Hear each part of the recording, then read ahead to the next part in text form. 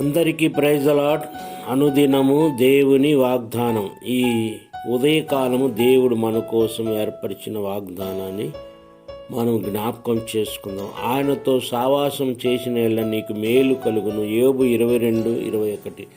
సహజంగా మానవుడు దేవుని సావాసం విడిచిపెట్టి ఈ లోక సంబంధమైన సావాసం కలిగి జీవించాడు కాబట్టి మొదటి మహిమ ఆదాము ఏ విధంగా అయితే పోగొట్టుకున్నాడో అలాగనే తిరిగి ఆ మహిమను ఇవ్వటానికి రెండో ఆదామైన యేసు ప్రభు మన కోసం వచ్చి మరి అనేక మందికి మేలు దయచేస్తానని ఆయన వాగ్దానం చేస్తున్నాడు.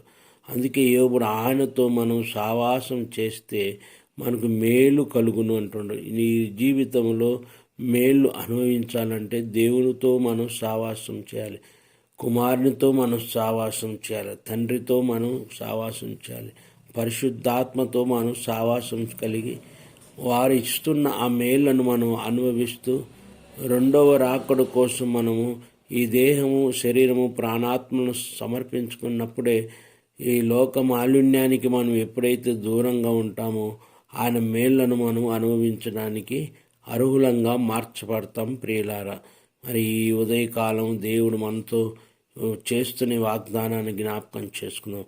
మరి ఆ వాగ్దానాలు చేసిన వాడు నమ్మదగిన వాడు కనుక అతి మేళ్లు పొందుతూ ఆయన ఆజ్ఞల ప్రకారం, శాసన ప్రకారం మనం జీవిస్తూ యేసే రాకడ కోసం మనం సిద్ధపడదాం గాక.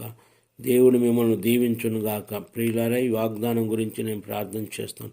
ప్రేమ కలిగిన మా ప్రియ పరలోకపు తండ్రి, నీ పరిశుద్ధ నామమును బట్టి స్తోత్రాలు చెల్లిస్తూ ఆయనతో సావాసం చేసిన నీకు మేలు కలుగునన్నారు. తండ్రి, మేము మేలు పొందాలని పాద సన్నిధికి వచ్చినాం. అయా, కీడు నుండి మేలును మీరు దయచేసే దేవుడు తండ్రి. అయా, చీకట్లోనో ఎలుగును పుట్టించిన దేవుడు, అంధకారంలోనూ నేను మన్నాను మీరు కలగజేసే దేవుడు. అయా, మీకు అసాధ్యమైనది లేదు కనుక తండ్రి, ఈ యొక్క ఉదయకాలంలో మా జీవితంలో నీతో సావాసం చేస్తూ నీ రాకడ కోసం మమ్మల్ని అందరినీ సిద్ధపరచమని మా ప్రభును రక్షకుడైన యేసు క్రీస్తు నామమున వినయం తేడుకుంటున్నాము తండ్రి. ఆమెన్.